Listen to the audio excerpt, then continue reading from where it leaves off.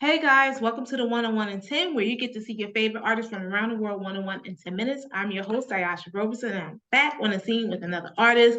He has this really funky style. I love his rap, but he also sings as well. It's like this pop, like rap influence, but he got like it's just very versatile. And he is just this very suave guy. He's from Los Angeles, California, and I am so happy to have him on our show so you can learn more about his art as an artist and his art as a person as well. So, without further ado, we have the wonderful, great, multi-talented Tanner Howe to the show. Thank you. Wow, thank you for the introduction. That's a Welcome. great introduction. Thank you. You're welcome. I love the last name Howe. So Yeah, everybody makes the joke like, Tanner, how you doing? You know. I wouldn't even think of it that way. It's just like it just has that really good stage presence. You got superstar name. So Yeah. Thank you. you're welcome. So Tanner, can you tell the audience out there how did you become an indie artist? What made you start? And what were your musical influences growing up? Yeah, so I grew up in a family of musicians. So we all kind of grew up playing music and singing. My dad's a guitar player and a Wow. singer himself. So we kind of grew up as a family in music. But influences growing up, the first one that I remember is Michael Jackson. Mm. His time in the Jackson 5. Oh yeah. Like I listened to the Jackson 5 music to death. and then Oh, and then his music after that, it's he was kind of the first musical inspiration for me. And I've always kind of needed a creative outlet. mm. And I got into art, got into video, and I just always came back to music. Music was Wow. the thing where I could get all the creativeness out that I needed to, you know? Wow. That's interesting that you have such a great music influence coming from your father and Mhm. then listening to Michael Jackson before he became the Michael Jackson. He was part of the Jackson 5 and Yeah, we kind of like really embracing that type of energy that he has with his whole musical style, his style as a performer as well, because he was an excellent performer. yeah, I think I can watch Michael Jackson dance on the stage because a lot yeah, of his style of dance he got that from James Brown. So if you look at James Brown, you can see the influence that Michael actually took, but he made it his own as well. And I think for as an sure. artist, and you don't have a problem with that, Tanner, but I think most independent artists do. They have a problem with really taking the influence and then making it their own versus actually seeing something and imitating it and then saying that because they sound just like an Eminem or just like a Michael Jackson. There will never ever be neither one of those two people ever again in life history, but you have to Mhm. be able to evolve and just and I think because you also understand who you are as a person and you have a father who's also a guitarist as well, that kind of helps you to really figure out your true authentic self as an artist and as an individual as well. Yeah, I think I the problem that I've run into is that I love so many different styles of music. And I think that's a problem that a lot of artists run into is trying to find yourself within music and where you fit and where you feel you're most authentic. Mm. Because I think especially in today's day and age, we all listen to every type of genre. Mhm, We don't mhm, just listen to this, we don't just listen to that. It's kind of a mix and melting pot of everything. mhm. And if you listen to my music right now, there's so many different styles of music in my catalog, and I love that and I'm proud of that.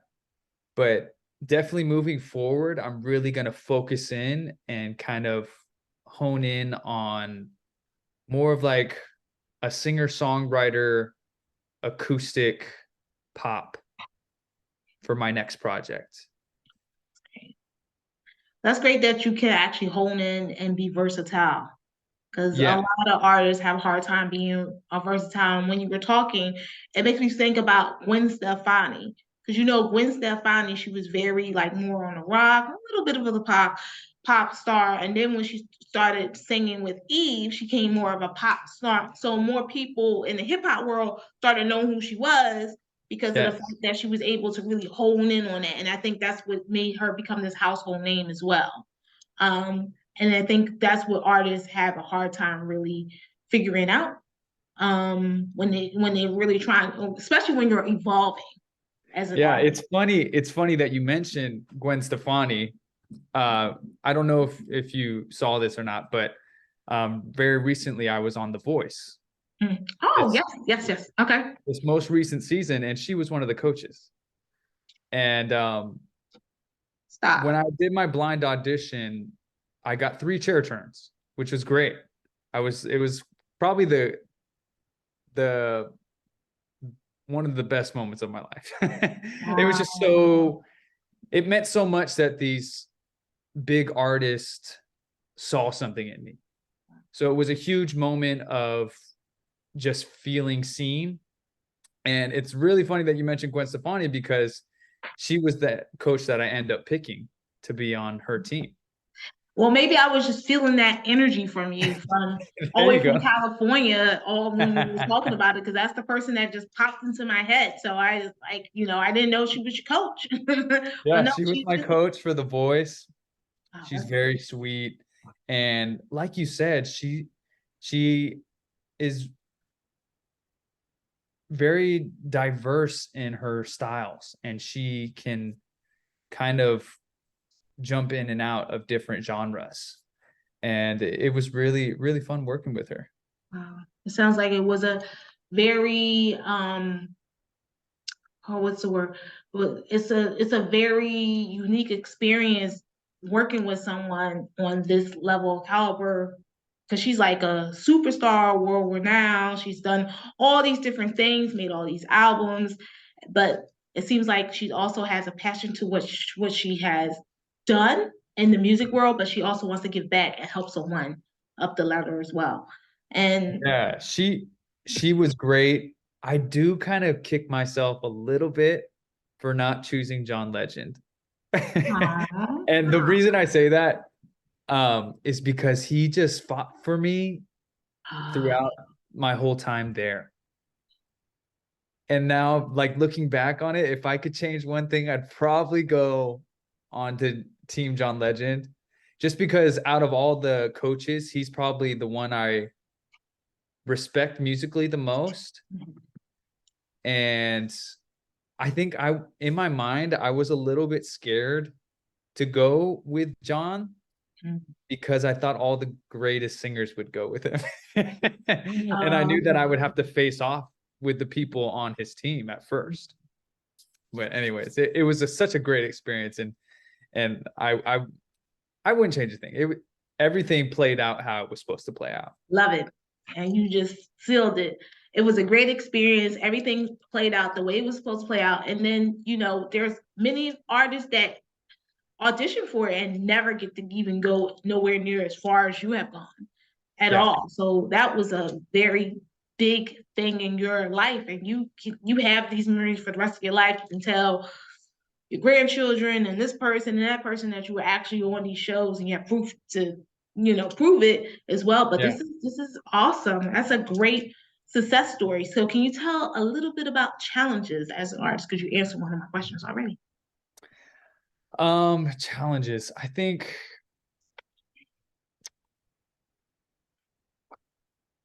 the biggest challenge as an independent artist is that there is no one way to do it. Mm, And it's really hard to break through when you don't have the financial support of a record label. mhm. I think maybe number one is finances for me, with like having the money to fully produce a high quality song, having the money to make a music video to promote that song. It's it's a lot of money. But what is great about today's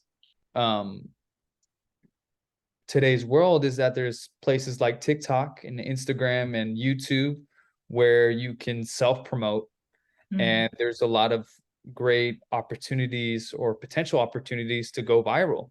Correct. And it kind of does kind of open the door to artists like me, um, that are independent to find success.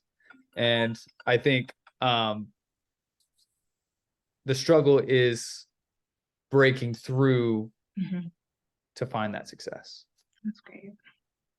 That's a very motivating, but also a very humbling thing to say and practical as well. To let people to know your struggles as an artist, but Yeah. also the vulnerability that comes with it as well, and emotional courage. Because a lot of times, the flip side, a lot of times social media people, everyone thinks everyone is this successful in their careers, especially as an independent artist.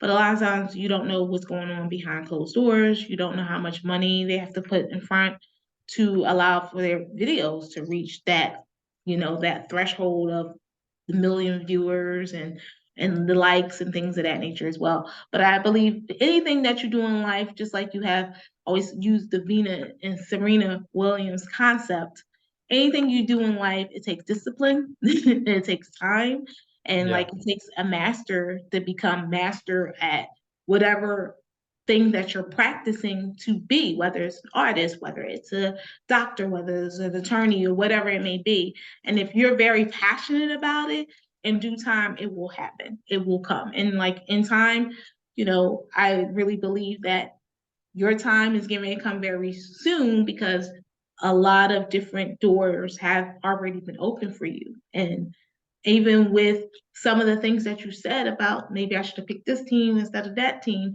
there's still going to be other opportunities and other doors going to open for you. And when you get to that level of success, whatever that may be, because I think you're successful right now, but just a different level of success, it's just going to be you're just going to be this very amazing and humble person that you're just going to have this authenticity but genuine about yourself, which you're actually, I can feel it right now, but it's going to be really blooming really, really soon. Like I Oh, well, thank you. That I really appreciate you saying that. And I agree. I think it does take discipline and time, and you have to be patient. I think today an artist has to wear so many different hats, and you have to develop so many different kinds of skills that the artists of the past didn't have to right. develop. Like you have to be today to be successful as an artist, you have to be a content creator. Mm-hmm. That's a big part of the job now. But Mm-hmm. I thank you for saying that, and I do think there's a lot of momentum right now that I feel, and I'm very excited about, and just being on TV and being a part of the show The Voice has brought in so many amazing opportunities, and I feel like this just I have these great feelings that great Yeah. things are to come. So I appreciate you saying that. You're welcome. Now, Tanner, let's talk about your music. So you have some videos in regards to, your dad. One is called, I think it's called Dad, right? That video that you have, and you're singing and you're rapping and you're really expressing your emotion about that song. Can you tell us how you came up with the concept for that song and what were some influences behind it? Yeah, I think you're referencing the song Dear Dad. Sorry, I forgot to say dear. No, no worries. I'm just making sure. I wanted to make sure. Yeah, it was Dear Dad. Um, that's a very interesting song. And it does take some explaining because it's not about my dad. And I have to say that because I have like one of the greatest dads. Aw. and he's been such an amazing part of my life. But people hear this song and they're like, "Oh crap, what did your dad do?" But this song is actually me writing a song for a friend of mine. She came to me with her story, Wow. and she really wanted to make a song about it, about her struggles that she had with her dad. And it was definitely a new place for me to write as an artist, not writing from my own experience, but trying to like be in someone else's experience and write from their perspective. So in that aspect, it was really fun. And I kind of soaked in everything that she told me about her story and kind of put myself in her perspective.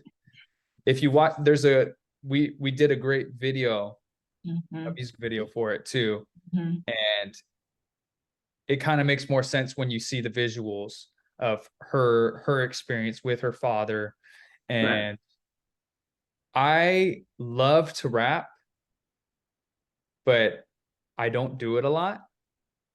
And this was kind of a great opportunity to do that. And it definitely had some Eminem influence there. And also a rapper named NF. And yeah, it was fun to dive into that genre of hip hop and also be able to sing the chorus too. And you know what? The reason why I chose that song, because I listened to quite a few other songs as well, and I know that time constraints is of the essence for our show. But reason Yeah, why I picked that song is because I I felt like that was a song that you were able to, like you just said, you didn't write the song. I mean, you wrote the song. You really dived into your friend's experience, and I believe as artists we have a hard time doing that. yeah, And the actress and actors community have an easier time to dive into other people's lives and kind of transform and kind of read the script and kind of go jump into that character, and they become that character, and that becomes your life, and you almost forget that you're actually watching Jamie Foxx and not Ray Charles. yeah, Because yeah, for sure. because when you watch Ray Charles, you're like, that's Ray Charles. You're That's like, Ray that's Charles. Ray Charles. Yeah, And I think it's really hard as an artist to do that. So you were able to do that so candidly and just so passionately, where you were able to take her experience that when you listen to the song, you almost think it's your experience because yeah, and I think people forget that songwriting doesn't always have to be from your Mhm. perspective and point of view. It's great when it is, but also you can write a fictional novel as a song, or just I don't know, you can have fun with it and write from a different perspective than your own. Correct. But you always draw from personal experiences, regardless of if it's someone else's story or your own story. So you always kind of put that your own personal emotion into it. Love it. Now, can you tell the fans where they can find your music, how they can connect with you, how they can book you for an upcoming show? Yeah, the you can visit my social media, which is Tanner Howe at Tanner Howe. Instagram, I post a lot. YouTube, I'm posting a lot as well. I have a TikTok. I'm still working on that stuff. Um, but also I have a podcast called The Art of Pop. And we do a weekly podcast where we just talk about pop culture, music, movies, entertainment, and you can Wow. check that out too. I definitely will check that out. So the pop culture podcast, what day of the week does that come out on? And I guess, Usually we film Mondays and um, publish Tuesdays. It's called The Art of Pop podcast. I Art of gotta Pop. definitely gotta check that podcast out. And guys, make sure you head over to his website, Tanner Howe, and that's Howe with the E at the end. So make sure you go to his website. We'll have all that information at the bottom of this video. And thank you so much, Tanner, for being on the show. And thank you guys for tuning in to the 101 in 10, where you get to see your favorite artists from around the world 101 in 10 minutes. I'm your host, Ayasha Roberson. I'm looking forward to seeing you on the next episode. Take care of yourself, continue to shine bright, and know that you are a superstar. Have a good day, guys. Bye. Bye.